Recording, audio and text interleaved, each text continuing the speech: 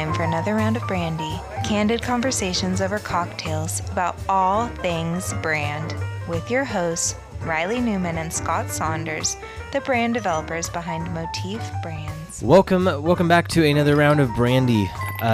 Today we're starting off with actually a bit of news that's happening in the brand world, and this has to do with shoes that you are very familiar with called Uggs.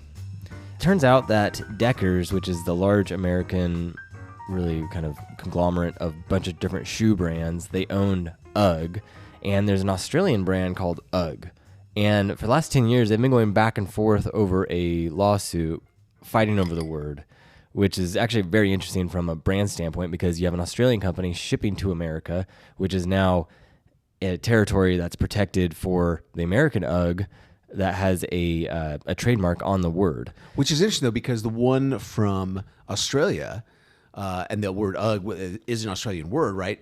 That they developed the brand in 1974, correct? Yeah. And they boast that. Yep. Right? Yeah. And then, as we understand it, the Decker version of the UGG brand, that brand was 4 years later, 1978.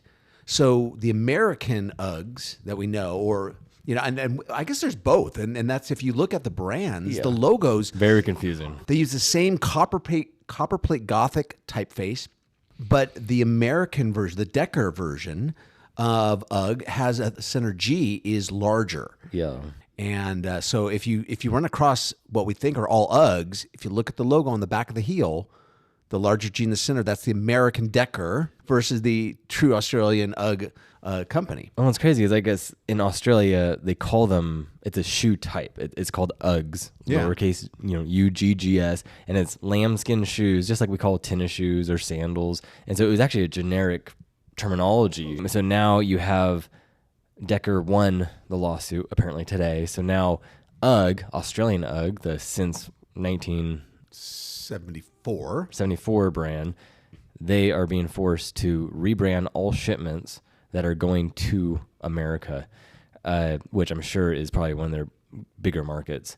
So now what are they going to do? Are they going to keep the name, for Australia and America, or are they just going to rebrand everything that's going over to America? So for them, it's a very odd circumstance of a rebrand that's being involuntary rebrand. They're being forced to rebrand, at least when their product crosses into American soil and it goes on the shelves. It's going to have a new name, and it's going to have to have a visual rebrand.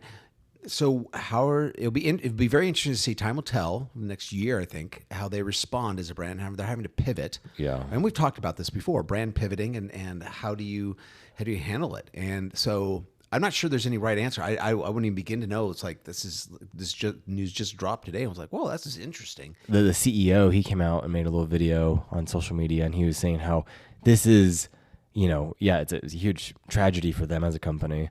But also he's taking and framing it of going, hey, this isn't about me, this isn't about my company, but this is actually about this lawsuit, these Americans coming after an Australian word and terminology. It's our word. Yeah. It's our general word that we've used in our culture, in our society, and now the Americans are claiming it and we can't use it.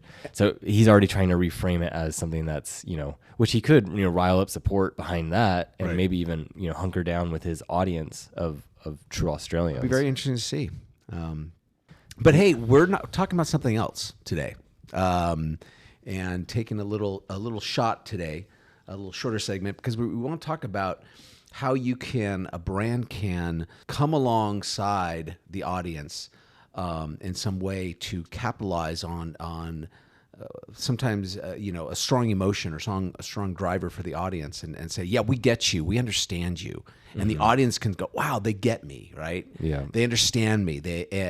That's so powerful with brand. And recently, I think you sent it to me, right?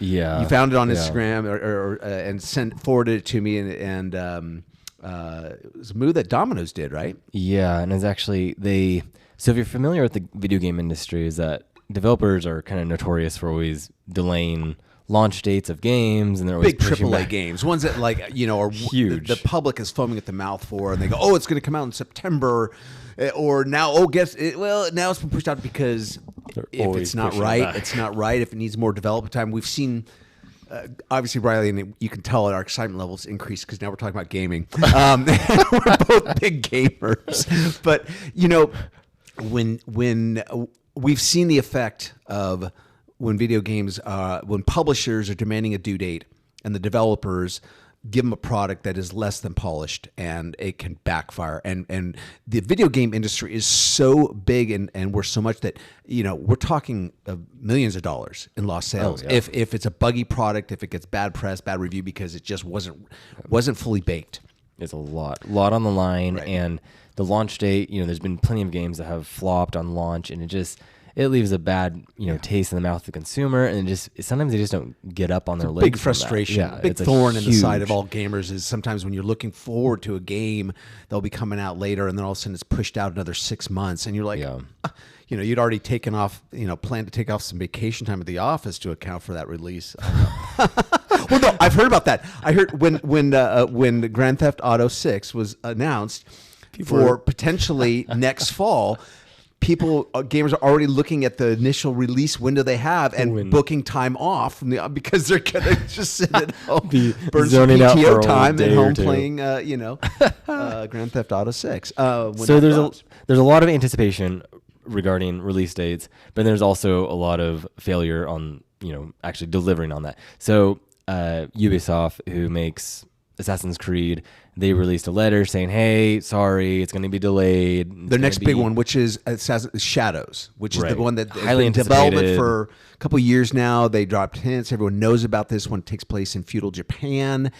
And That will be cool. initially, it was, I think, slated for fall, like September, they thought, last year. And then it moved out to, I think, around Thanksgiving time. It was like late November. Gosh. Then they announced it was going to be in early February, and then I think they just announced now it's going to be end of March. So this is a repeating thing for Ubisoft to be making press releases about updating the public about the new window of when this game is going to be released. delivering. And it's almost the point of like those that are gamers, and with Assassin's Creed Shadows, we just kind of eye roll like, oh god, another delay, right? Yep. Yeah. So so you have that situation going on, and that's one thing. Now for a pizza brand Yeah. to come alongside that and go, I think we can capitalize on this. Yeah. And so I think they leveraged social media so nicely with it, and they made some little, I forgot what they said, but it was something to the fact of, hey, having trouble delivery or something like that. And they're highlighting exactly how great they are with delivery, and made a little snarky comment, and they captured the post that the Assassin's Creed account did and all that. And it just went viral, and people were loving it because they were able to tap into, the gaming community, but also the pizza lovers who do game and the gamers who love pizza. So it was this very interesting kind of like, what in my mind is like, they almost like hopped out of their pond of pizza world and then went over to gaming world, and were able to instantly, just by choice of words and delivery, being able to relate to the gamers and gain a bunch of traction over there. Yeah, it was they really were leaning ingenious. into something that was unrelated frustration and pain. Yeah. Some grievance that's they knew their consumer enough to know that most of our audience are probably gamers, right? Order pizza a lot. So to take something like that and find an opportunity to make a playful boast of one of their values they bring to the marketplace, right? Their delivery and a guaranteed delivery, right? Or it's free, and all these things that they've always done. And it hit, I think it hit a home run, because it's not trying to sell itself directly. Right. And I feel like a lot of brands, they understand, we got to relate with our consumer. We got to talk about what it means the most to them, right? So if it's a brand that's pushing, if it's a brand like Volvo, who does a safety ad, that pushing the safety or braking power, right? Didn't they do the 60 to 0 Yeah, they ad did a campaign, rather than reverse. 0 to 60? They Yeah. said 60 to 0 in 2.65 seconds or something Which like is that. super clever. Yeah, clever ad where it was like spinning they talk about how fast they are off the line, and then they went Yeah. the other way, how They are, and again, they're leaning to safety, and that's common with their demographic, and they understand that. But they're talking about vehicle safety. Yeah. And so they're talking about their industry and where they stand amongst other competitors, right? Their distinction. Yeah. Here's Domino's saying, hey, they're not comparing. They're not talking about, oh, order pizzas from us, not the other guy. Yeah. They're not talking about, hey, they're not talking. They weren't selling pizza. They were just sharing in the grievance of one more delay of Assassin's Creed Shadows. But guess what? Yeah. Your pizza won't get delayed. And I think it was a great use of social media, because a lot of brands don't use social properly. It aligned with Domino's personality of where they are fun, they're younger, they're more tech savvy, and then it really just kind of leaned into this inside joke. I don't know, it was just brilliant. It was fun. And so I think, our point for a small business going, okay, that's great. Our point is that, you can do some really clever marketing within direct, like Scott was saying, within direct that makes sense for your business, of either talking about quality or like Volvo, talking about safety, or something that makes sense and is directly associated with your brand or your offering.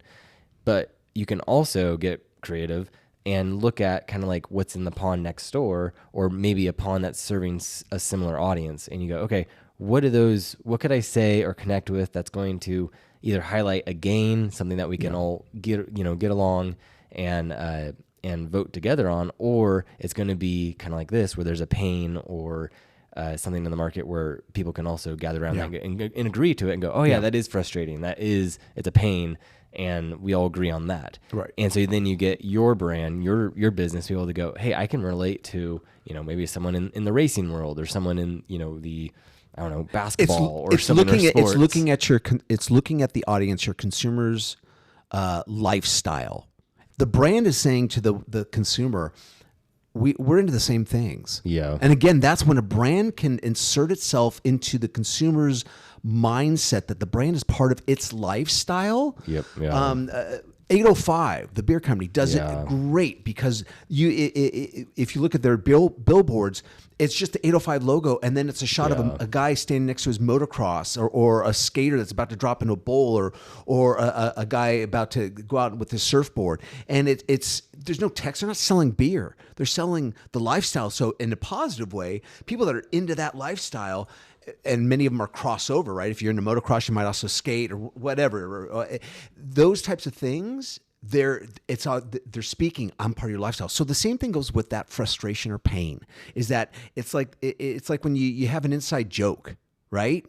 An inside joke is usually a way for two individuals to recognize the commonality they have. They hold the same opinion of it, right? And they don't have to call it out. They don't have to be so blatant in calling it out. In this case, Dom was just referenced, hey, delaying on time. Yeah, by the way, Assassin's Creed Shadows, and the audience, they're seeing these ads, they're like chuckling, eye rolling, and getting it, and now more in love with Domino's because of that, because they're leaning into that. Yeah, and I feel like a good point is also it aligns with Domino's personality, and because it'd be so awkward if Starbucks did that, or maybe McDonald's or something. But it would just it'd feel so out of place where the connection's not there. It would make sense. I could see Taco Bell doing something like this. Well, where that would connect. I remember earlier when we were talking about this the point was even brought up of going, okay, so the gaming audience, right? Is that all of Domino's audience? No, it's probably a good sized sector, but it's not all. Yeah. Now, we also commented on this, is that it was almost a missed opportunity that someone like UPS didn't jump on it and beat the gun with Domino's, because everyone ships, right? Everyone ships with UPS and FedEx or whoever it is, right? That's even a broader market sector that would understand the frustrations of things not coming on time, right? And if they were to capitalize on that. Yeah. But again, the point is that you're finding that something that, it's out of the norm. And that's another way, like we talk about with brands, you want to be distinctive in some way. You want to stand out. And if you're marketing, if you can find ways to better understand your consumer and your audience, better understand their lifestyle, then you're going to be able to come along and find ways that your brand and that consumer have something else in common outside of your product or service. Yeah. And that's and I think it's more narrow-minded when businesses just look at within their bubble of their brand and the consumer's interaction with the brand, and therefore that's all I'm going to talk about. That's all it is. Yeah. And that's wrong. That's not a relationship. That's not. That's No. just a transaction. Yeah, a relationship. If you know, if you had a friend and all you talked about was one subject matter and you could never talk about any other subject matter, you probably wouldn't be hanging out with that friend all that often because it'd be kind of old and stale. So, especially all that did was that person talked about themselves. That's even more. Oh, that's the best. But yeah, and I would just, again, it's creative ways you can go about it, doing things that align with your brand. It's unique. It's different. It stands out. But again, also like we always talk about is like having that empathy and thinking of your audience and how they live, how they go about, and these things. Whether it's that billboard that Scott was talking about with 805, or it's a simple social media post like this, it's like very, very cost effective. It's not like they're reinventing the wheel or having to do this amazing Hail Mary of a marketing stunt. It's literally so simple, but they hit the nail on the head, and it just does miracles for the brand. They knew the right tactic. Through and through. Yeah. So, well, thanks for tuning in for this Brandy Shot today. A little bit shorter. Appreciate you taking the time to listen to us talk about brand and everything that we hold dear. So, until next time, cheers.